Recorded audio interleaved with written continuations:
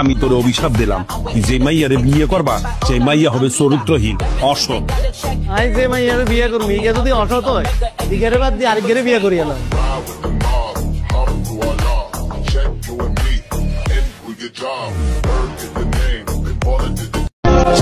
আমি যতদিন বাঁচি থাকো তোর টেয়া হয়সা তোর ফিউচার এগুলো তো কোনো টেনশন করা লাগবে, তুই খালি কোনো লোভ করিস। আর আমি যদি মরি যান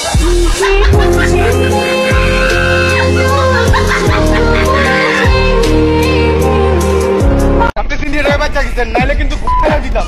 আবার এই গলিতে এলো পুইতা ফালামু জায়গায় আয়েন তারা আছি তো আবার কথা কস খবর দিয়ে দেবো কইলাম। তোর মতো চিনিয়া মারি না।